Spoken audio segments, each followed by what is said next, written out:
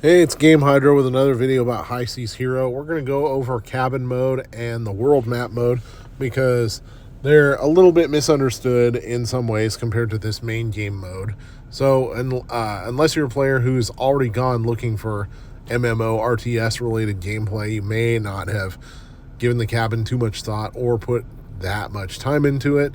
But even if your main deal is just the campaign levels, this will still help you get more powerful. So there's lots of different rooms you can build over here. We're going to go over the captain quarters, or excuse me, captive quarters first, because that's a very underrated way to earn more loot.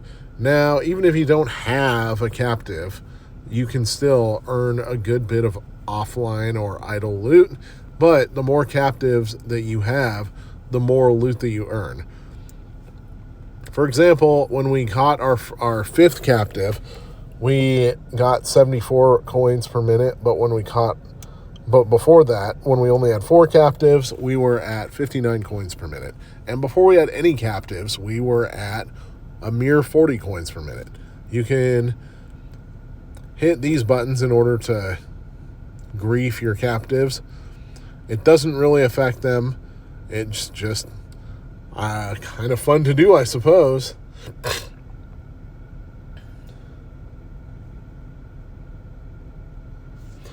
And if a captive defeats you, you have a cooldown before you can use them again, or you can attack them again, rather.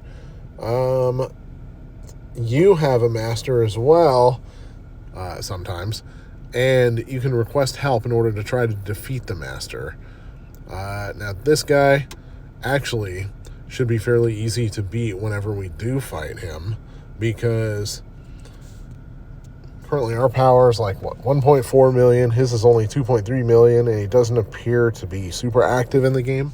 So it's easier, too, to find people to help you if you have a guild. Oh, and you can hit the trash can in order to release a captive. You can do this if they're a low-level captive and you want to try to get some higher-level captives.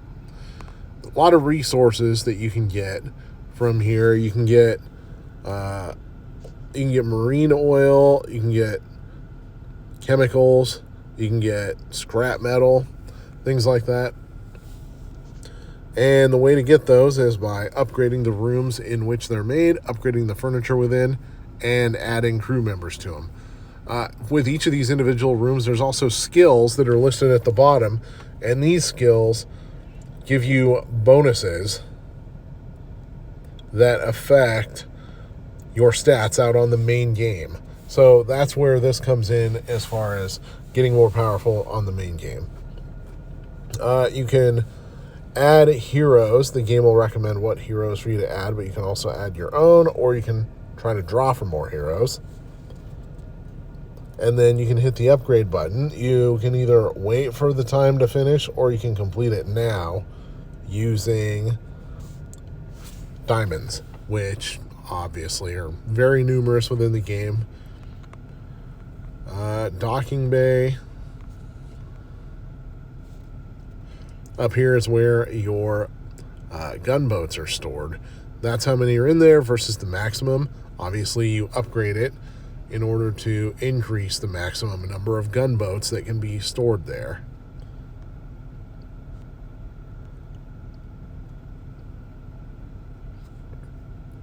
And you can use the workshop not only to build new gunboats, but to upgrade the ones that you already have. Also, you can get a second workshop once you get the engine cabin upgraded highly enough. Anything else here can be upgraded. If you want to add more crew members, then you're going to have to upgrade your sleeping quarters. You can tap and hold if you want to do that. That's one of the more important upgrades that you can do, because when something's understaffed, it will be hard to actually get it to, or not hard, it will be impossible to get it to full capacity.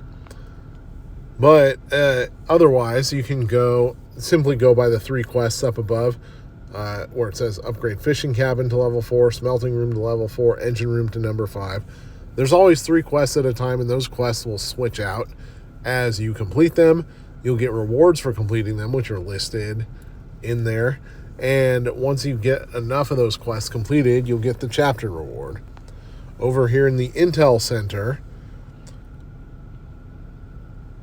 you can re-roll using whatever those things are called.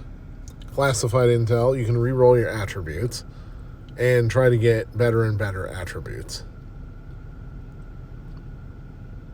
This one's a little bit down to how lucky you are, but you want to try to get at least 2 Cs. I like the damage to bosses one. That's a good upgrade.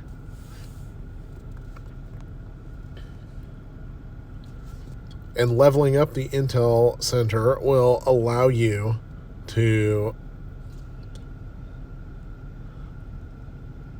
unlock more Intel spots. Basically, just keep rolling and rolling and rolling and rolling until the thing levels up. Tap to activate the new one. And then just tap over and over and over to re-roll over and over. Oh, that's a lucky one. But yeah, tap to re-roll over and over until you get the stats you like at the level you like.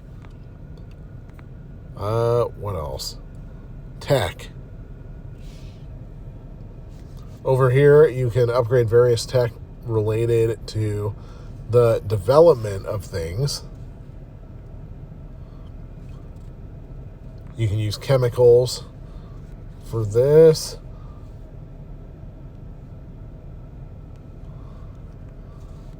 So make sure that your chemical producing areas are on point. Over in the engine room, you can switch the engine on and off.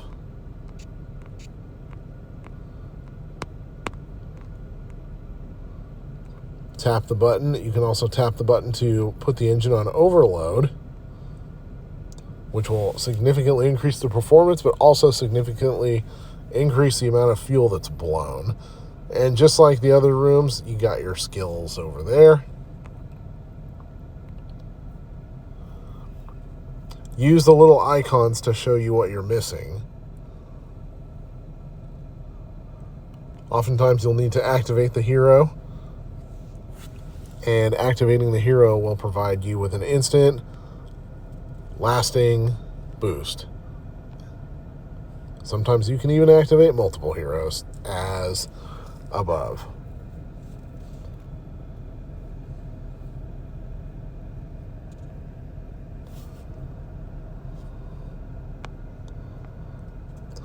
You can claim all using this little magnet button, or you can boost production using either ad videos or that little manila envelope thing. But yeah, you're going to want to explore around. You're going to want to make use of all the buildings here and to unlock as many skills as possible, because they help with the main stuff. Now, all right, we're going to claim the mail because that's always good rewards. And then we're going to go to the world map area. By the way, you'll earn chests that earn you a lot of resources too. You can use those to boost your cabin output. Oh, one more thing first. If you have another slot for a captive, then you can use search to try to find a player that you can beat. Now, take into account how much overall battle power you have. We have about 1.4 million, which makes Soul Striker, Pyro Dixie, and Arcane Lemur easy pickings. Not quite as much as the rivals, though. Those are players that we've fought before and lost against.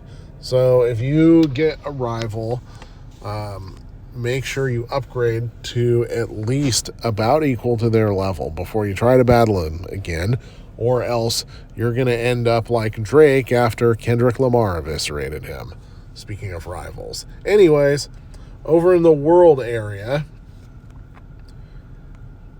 typically it's going to look real crowded like this, especially if you're part of a guild, because guilds group together, and you're going to be grouping together with people if you're in a guild. Now, when you tap players, you can't attack them, unlike a lot of other games, but you can add them as a friend, you can message them, don't share any personal information. You can compare attributes to theirs. What you can do out here, though, is you can either automatically wayfind to battles by tapping the recon balloon and finding stuff that you're qualified to do. That is a very advanced battle. I don't know if we can do that one, but we are going to give that a shot. It'll take a little bit of time to populate to that. Let's see where we're at. There's our boat. So when you choose one of those, you'll be able to watch your boat go over there to kind of time it out. And this one, it's not going to take that long. We're just waiting for the boat to make its way. It's almost there. And then once it leaves, we'll be able to show you the report. It is actually possible to lose in battle against these things, but it's not generally common until quite a bit later in the game. But then again, we never get legendary quests like that one.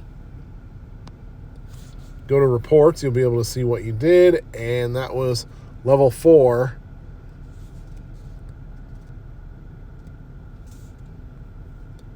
Also, you can manually find monsters to try to beat, too. You need to go one level at a time if you're going to do that, though.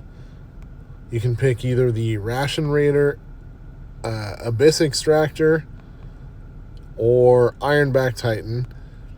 One thing I think these battles are really good for is the turbo engines, which are very much necessary for getting legendary equipment.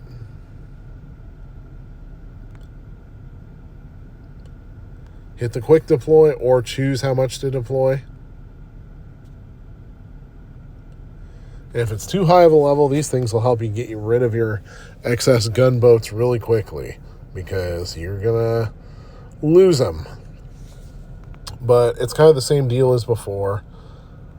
This time, my ship is coming from the other direction and is apparently far as hell away. So we're going to go over some other stuff. Go back to the recon balloon area to claim your prize after you get that. And also you can tap on events, sales, store from here, just like if it was from the main menu. Good luck actually seeing that stuff, though. And you can, if you want to move, you can teleport to literally wherever you want. The first teleport is free. The next ones cost 3,600 diamonds to buy an advanced teleport, or can be purchased in the guild store. Generally, you're wanting to save those until you can teleport to be near your guild. And then in your guild, you can either apply or join guilds right away. You can help members of your guild. You can do the Galactic Frontier quest. If there's a big old guild event going on, you can do the guild assembly, and you can do the Stormfront quests, which have been gone over as a good way to farm for coins. Now this one, they're generally pretty quick battles, so I definitely recommend doing them every day if possible, and doing them as many times a day as you can. Anytime in the middle of the battle, you can quit, and you'll keep the battle ticket, but you'll forfeit the rewards. So, yeah, you might want to quit if the battle's going really poorly for you. Otherwise, just stick it out. But see, you can earn coins from it. You can upgrade your forge using those coins. Plus, you can earn a bunch of other crap, too, like heroes, etc. Different techs you can research. Now, the research that's done here benefits everybody in the guild. So donate and hope that others are donating to the same thing. See if you can get everybody on the same page, especially if you are the guild leader. And over here in the guild store, you can buy a whole bunch of stuff. If your guild is at a higher level, you can buy massive amounts of coins at a time, or summoning equipment like the Hero's Mark and the Halo Sensor, speed ups,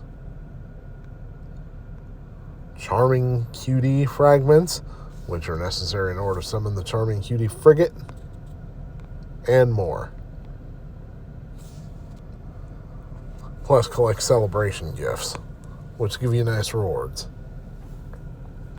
Anyways, this is Game Hydra with a cabin and world map guide, which ended up turning into a guide to pretty much everything in the guild as well. So, yeah, hopefully this guide is useful to you. And if you like the video, please like and subscribe. Thank you.